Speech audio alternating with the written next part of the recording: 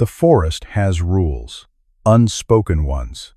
The kind that settle into your bones when you're miles from civilization, when the canopy grows so thick that noon feels like dusk.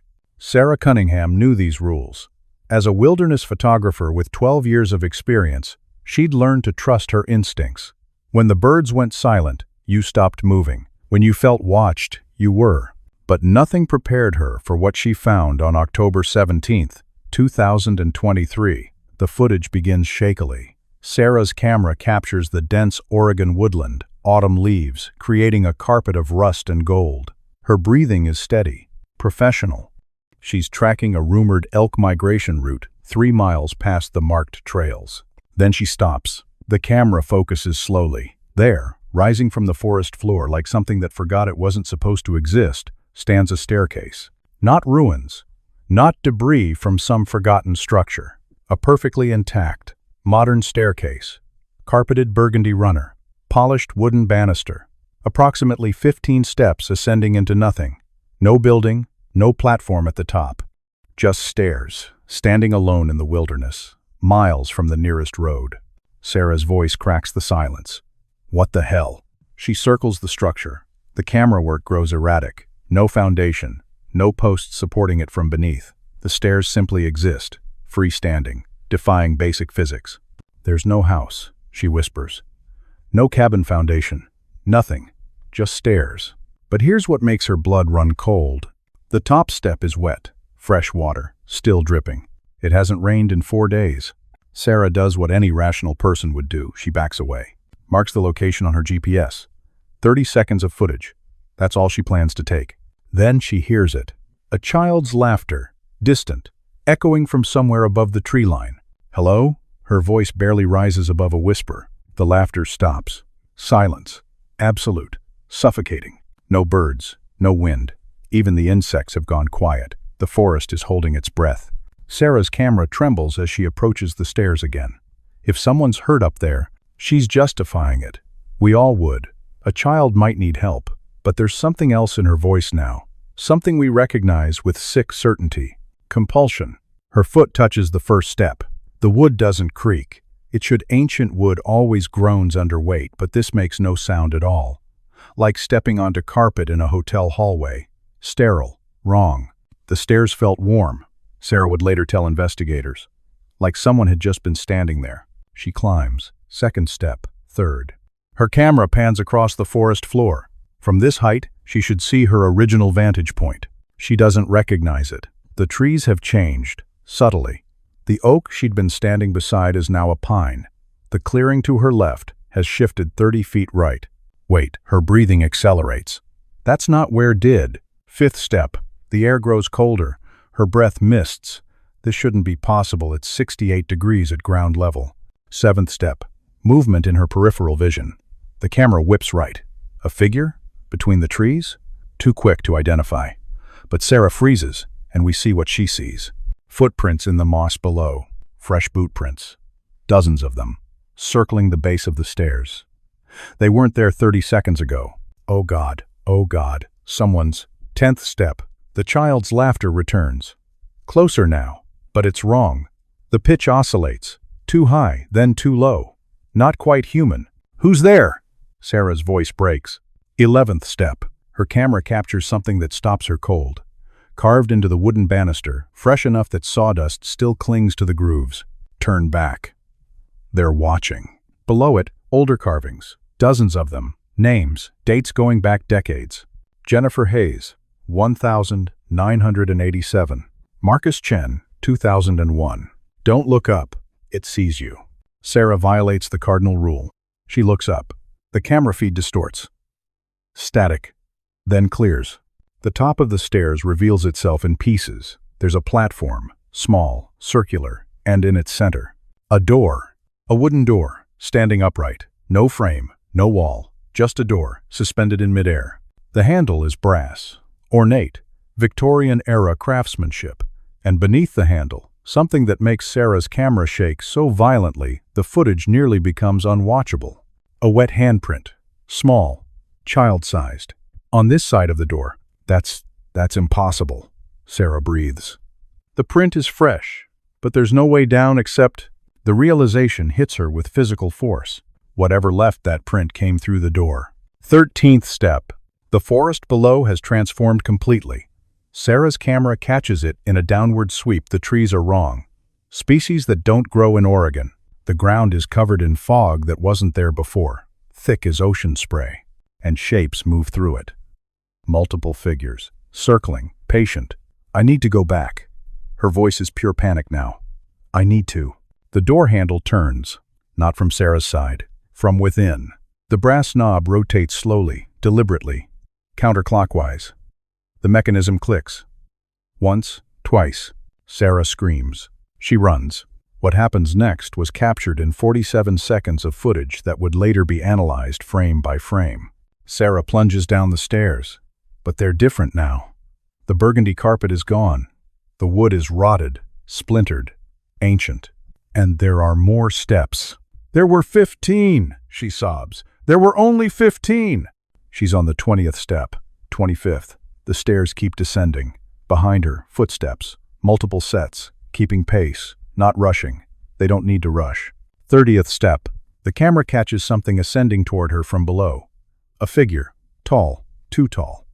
Its proportions are wrong, limbs too long, joints bending at angles that shouldn't exist. It's wearing a park ranger uniform. The face is smooth skin where features should be. And across its forehead, carved like the messages on the banister, "Welcome home, Sarah." She screams again, throws herself sideways, falls through the banister, and hits solid ground, the real ground. The camera tumbles, spins. When it stabilizes, Sarah is back at the original location. The stairs stand behind her, exactly as they first appeared. 15 steps, burgundy carpet, pristine. 37 seconds have passed since she started climbing. Her GPS shows she never moved. But her boots, Sarah's camera catches this in a slow pan. Her boots are wet, soaked through. The same water that was dripping from the top step. She runs. Doesn't stop running until she reaches her truck 3 miles away. Park rangers found the stairs exactly where Sarah's GPS indicated. They photographed it, documented it, sent a structural engineer.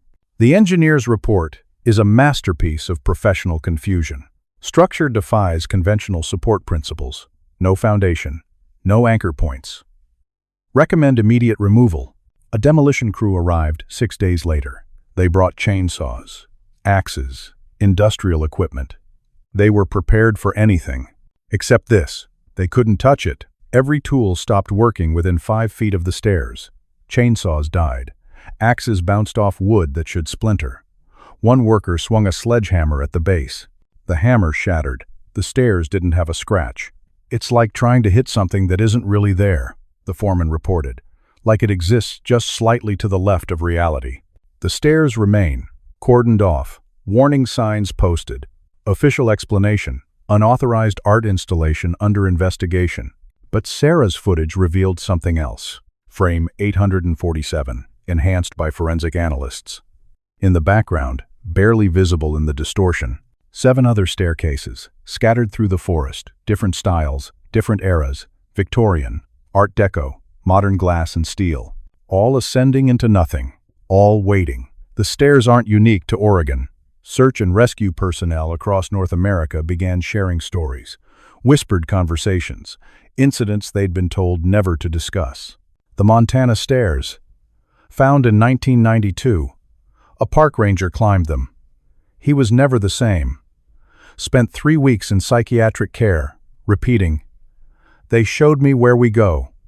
They showed me." The Appalachian Stairs, discovered by hikers in 2007, surrounded by missing person posters going back 30 years. Every poster shows people last seen within 2 miles of that location. The Alaska Stairs, photographed by a bush pilot. When he returned with authorities, the stairs had moved. 4 miles north, exact same structure, same wet steps. A pattern emerged. Every staircase appears in areas of high disappearances. Every structure predates any known construction in the area, and everyone who climbs them reports the same thing. "I heard my name. Someone was calling me from the top." Research psychologist Dr. Michael Torres studied the phenomenon. These structures exploit fundamental human psychology. We're pattern-seeking creatures. When we see stairs, our brains expect destination, purpose. The cognitive dissonance of stairs to nowhere creates deep psychological distress. But more than that, we're wired to respond to calls for help. The sounds victims report, the crying children, the familiar voices, these target our most basic protective instincts. It's the perfect trap. But that doesn't explain the physical evidence. Water where it shouldn't be. Footprints appearing in real time. The carvings that predate the discovery. We're not dealing with psychology alone, Torres admitted in his final interview before resigning from the project. We're dealing with something that understands psychology. Something that's been studying us. Sarah Cunningham never returned to the forest. She sold her equipment, moved to Phoenix as far from dense woodland as possible, but she kept one thing, the footage. People need to know, she said in her only interview. Not to investigate, not to explore, to stay away. Because there's something she didn't include in her initial report.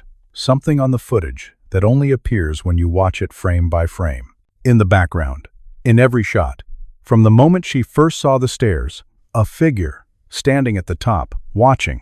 It's there when she circles the structure. There when she climbs. There when she runs. The same figure, never moving, just watching. And in the final frame, as Sarah reaches her truck and looks back one last time, the figure is at the bottom of the stairs now, closer. The message is clear. It let her go. This time, as of November 2024, 47 staircases have been documented. None have been successfully removed. Most aren't marked on any maps.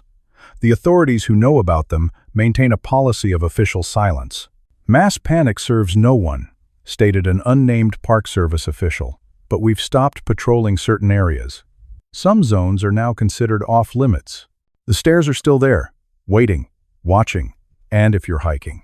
If you're deep in the forest, miles from civilization, and you find a staircase rising from nowhere, don't climb it. Don't photograph it. Don't even approach it. Mark your GPS. Walk away. Don't look back. Because the stairs aren't the danger. What's waiting at the top is, and it already knows your name. What we've learned. The psychology of survival.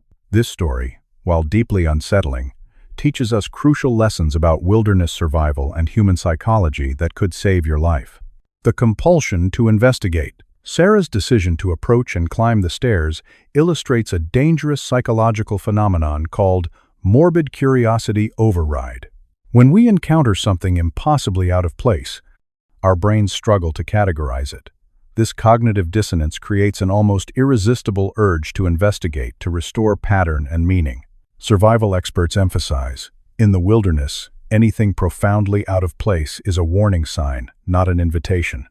Whether it's unexplained structures, unusual silence in the forest, or objects that shouldn't exist in that location, your instinct to investigate can override your survival instinct. The lesson: trust the feeling of wrongness. That visceral discomfort exists to protect you. The danger of isolation. Every documented staircase appears in areas of extreme isolation, far from marked trails. This isn't coincidence, it's pattern. Predators, whether animal, human, or unknown, target isolation. The golden rule of wilderness safety. Always tell someone your exact route, expected return time, and carry emergency communication devices. Sarah survived partially because she maintained her GPS and had planned check-in times. Those who disappeared near similar structures often went off-trail without telling anyone. Environmental awareness. Sarah noticed crucial warning signs. Unnatural silence, temperature changes, spatial disorientation. Experienced outdoorsmen know that forests have rhythms, birds call, insects buzz, wind rustles, leaves. When these sounds stop, something has disturbed the ecosystem. Similarly, sudden temperature drops in isolated areas can indicate dangerous weather moving in, but they can also signal you've entered a microclimate or hazardous zone, like abandoned mines producing cold air currents. Your senses are sophisticated warning systems. When multiple signals fire simultaneously, wrong sounds, wrong temperature, wrong spatial recognition, your body is telling you to leave immediately. The psychology of panic. Sarah's decision to run, while instinctive, worked only because she ran back toward her known starting point. Panic causes most lost hikers to run randomly, depleting energy and getting more lost. The survival acronym STOP is crucial. Stop, think, observe, plan. Even in terror, Sarah's 12 years of experience helped her retain directional awareness. This is why experience matters. Trained responses persist even when conscious thought fails. Documentation as safety. Sarah's footage became evidence. In any unusual or dangerous wilderness situation, documentation serves multiple purposes. It provides evidence for authorities, helps search and rescue understand what happened if you don't return, and most importantly, forces you to remain observational rather than purely reactive. The act of filming kept Sarah partially grounded in reality, even as that reality became incomprehensible. The final lesson. Some mysteries aren't meant to be solved. In our modern world, we've lost touch with an ancient wisdom. Some places are wrong. Indigenous cultures worldwide maintain traditions of forbidden zones, areas marked by unnatural phenomena where people simply don't go. Western culture often dismisses these as superstition, but they're actually accumulated survival wisdom. Whether the danger is natural, like hidden mines, unstable geology, predator territories, or something we don't yet understand, the response is the same. Respect the warning signs and leave. The stairs may be metaphor or reality, but the lesson is universal. In the wilderness, survival favors those who trust their instincts over their curiosity. What you don't investigate can't hurt you. And some questions are only dangerous because we insist on answering them. The end. Or is it?